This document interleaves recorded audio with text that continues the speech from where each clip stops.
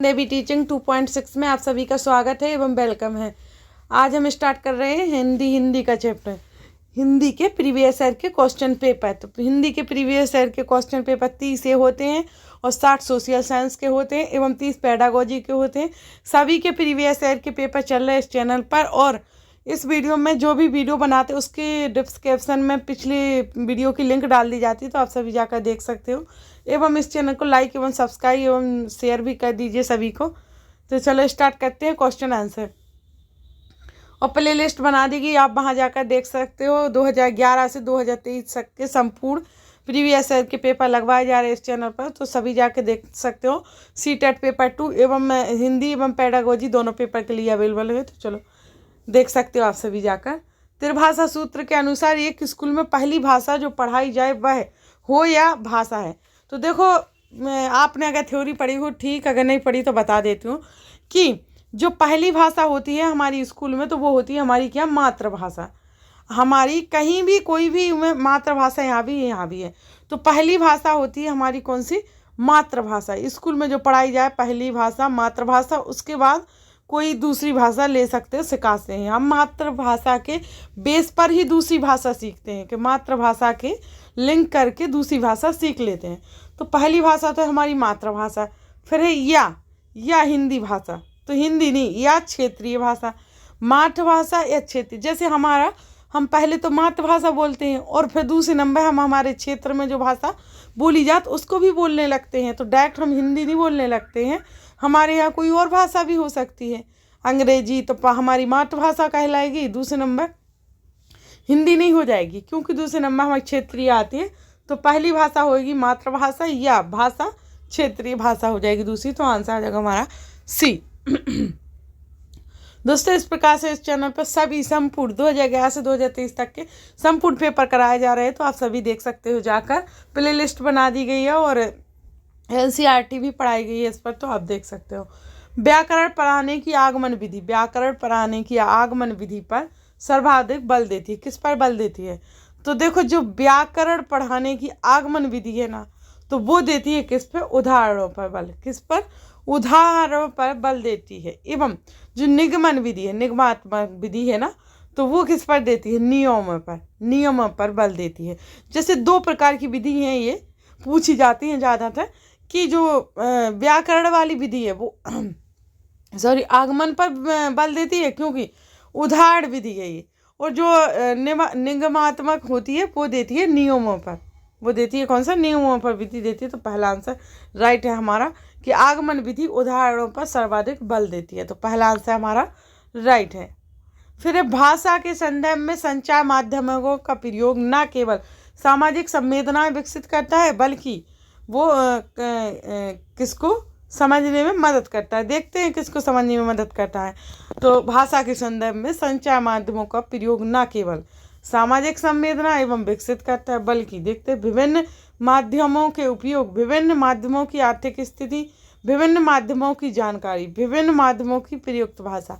तो राइट, बल्कि विभिन्न माध्यमों की प्रयुक्त भाषा को समझने में मदद करता है। जो सामाजिक संवेदनाएं विकसित करता है, तो वो विभिन्न माध्यमों की प्रयुक्त भाषा को समझने में मदद करता है। तो चौथा हमारा राइट आंसर है। दोस्तों, आगे बढ़ते हैं। कहानियों की विभिन्न शैलियों पर की गई चर्चा बच्चों को किस में मदद करती है? तो कहानियों की विभिन्न शैलियों पर की गई चर्चा बच्चों को, और दोस्तों ये पेपर लगाना तो हमें बहुत इम्पोर्टेंट है, इसलिए है कि हम पेपर लगाएंगे तभी एग्ज़ाम निकाल पाएंगे। क्योंकि ऐसा नहीं कि तुमने थ्योरी पढ़ ली, पता है नहीं कि तुम सही से पेपर भी लगा पा रहे हैं या नहीं। इसलिए एग्ज़ाम से पहले पेपर लगाना ज़रूरी है। आप सभी पेपर लगाइए। और डेली क्लासेस आती हैं हिंदी, एक दिन हिंदी, एक दिन पेडागोजी, एक दिन सोशल साइंस की। तो आप डेली क्लासेस लगाते जाइए, क्योंकि बहुत ज़रूरी है। आप पेपर लगाओगे तभी आपको नॉलेज होगा कि आप कितना अचीव कर पा रहे हैं, कितनी हेल्पफुल है आपके लिए वीडियो। और ये पूरी हेल्पफुल है आपके लिए, बिल्कुल, क्योंकि आप प्रीवियस ईयर के पेपर लगा रहे हैं, जो कि बहुत इंपॉर्टेंट माने जाते हैं सीटेट पेपर में, बिल्कुल इम्पोर्टेंट।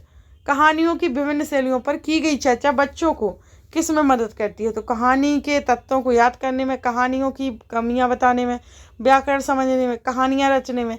तो मैंने देखो टैग वर्ड्स की क्लास ले ली है पहले, क्योंकि वो इसलिए ले ली, उसमें जो जो टैग हैं वो कोई भी क्लासेस ले रहे हैं आप, पेडागोजी, हिंदी, सोशल साइंस, किसी में भी हो जाएगी प्रयोग। क्यों हो जाएगी?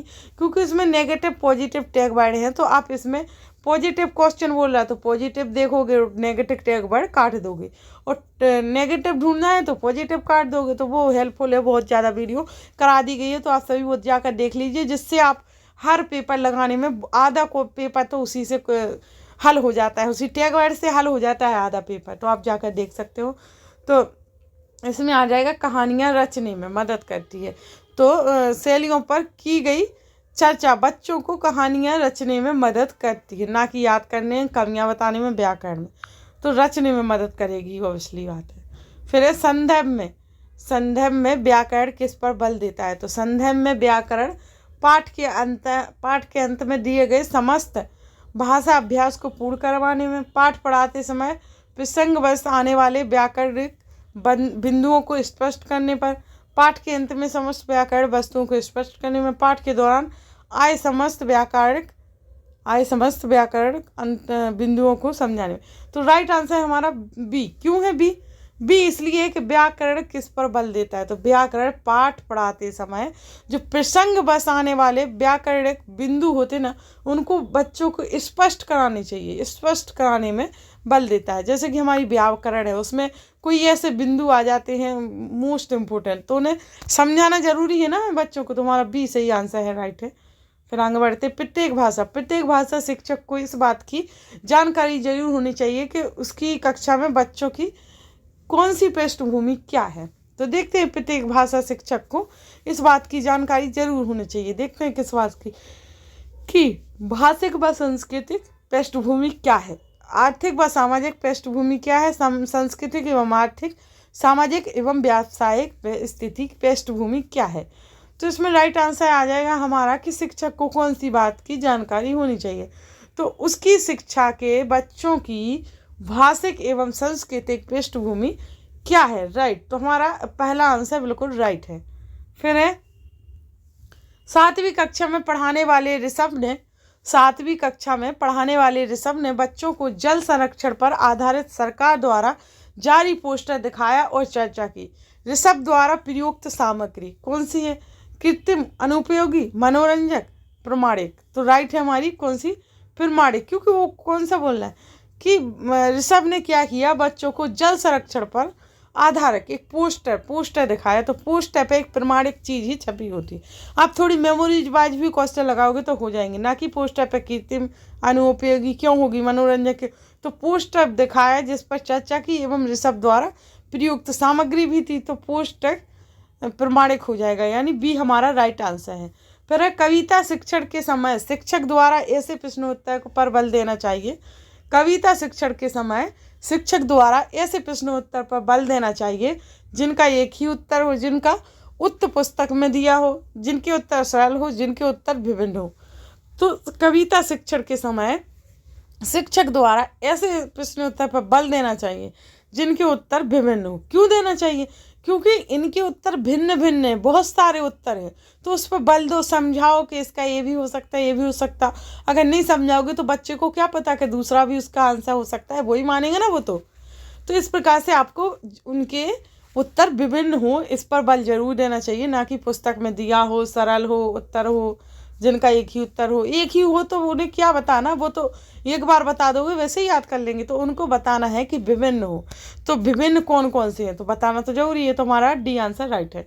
तो गद्य शिक्षण में अपेक्षित नहीं है। गद्य शिक्षण में अपेक्षित क्या नहीं है? तो तार्किक शक्ति का विकास, अनुकरण क्षमता का विकास, भाषा की बारीकियां समझना, कल्पनाशीलता का विकास। तो राइट आंसर है कि गद्य शिक्षण में अपेक्षित नहीं है अनुकरण क्षमता का विकास। कौन सा?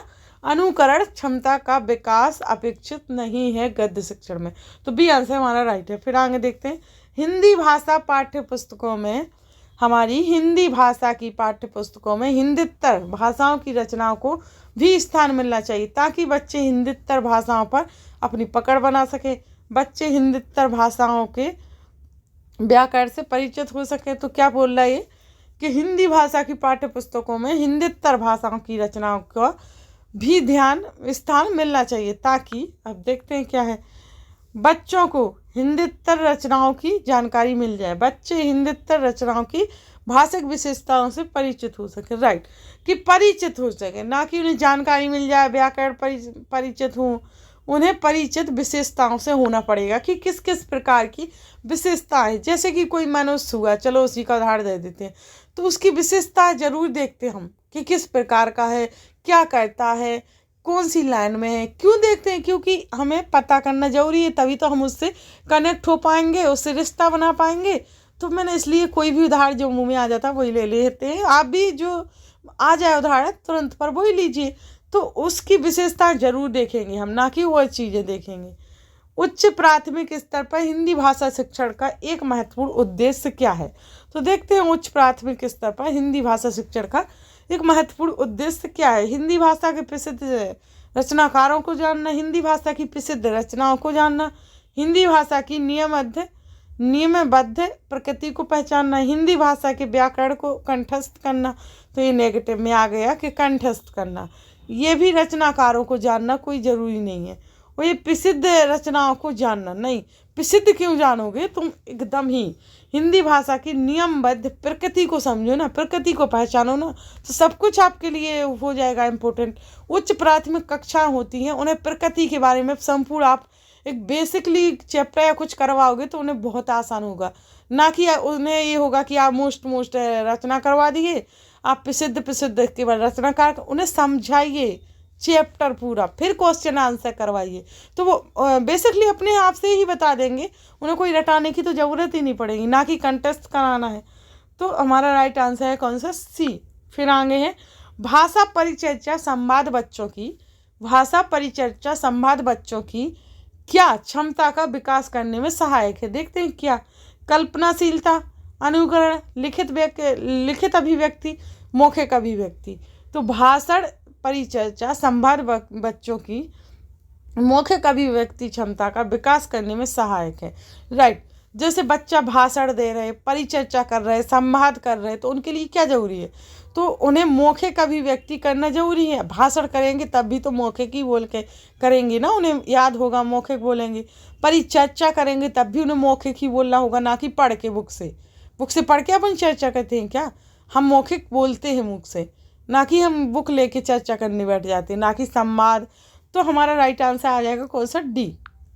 फिर है गद्य रचना को पद्य में रूपांतरित करना और पद्य को गद्य में रूपांतरित करना, कौन सा किस में मदद करता है? देखते हैं दोनों को बदलने में किस में मदद करता है। तो भाषाई संरचनाओं पर आधारित, भाषा व्याकरण पर आधारित, साहित्य के सर्वोत्कृष्ट सर्जन पर, अभ्यास प्रश्नों को गढ़ने पर। तो राइट आंसर है हमारा क्या, कि रूपांतरित करना, यानी भाषाई संरचनाओं पर आधारित, भाषाई संरचनाओं पर अधिकार में मदद करता है। तो पहला हमारा इसका आंसर राइट है। फिर है कि आठवीं कक्षा में हिंदी भाषा लिखने सिखाने के लिए आप किस सामग्री को सर्वाधिक महत्व देंगे?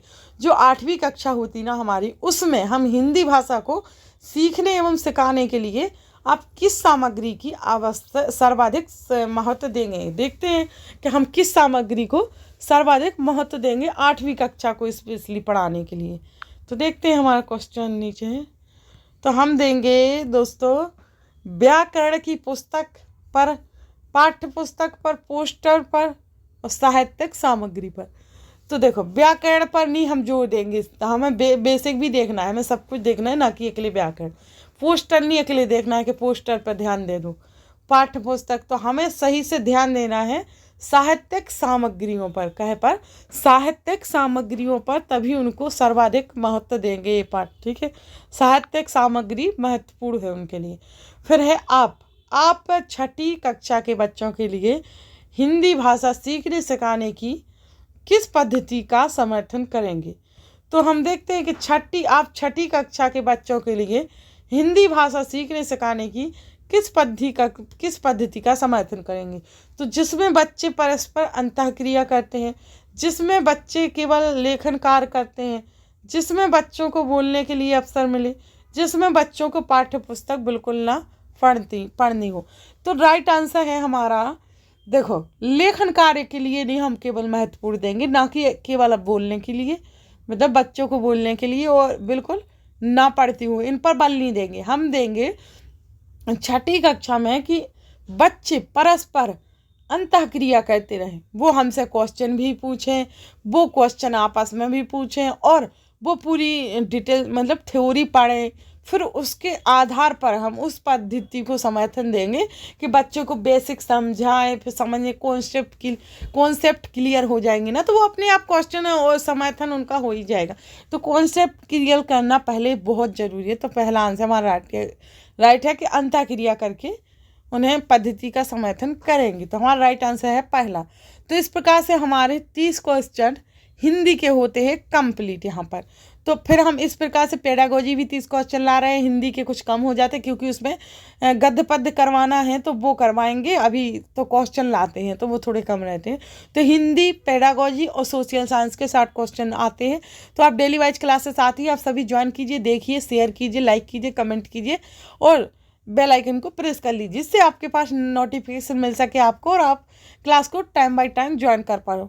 तो thanks to for watching video.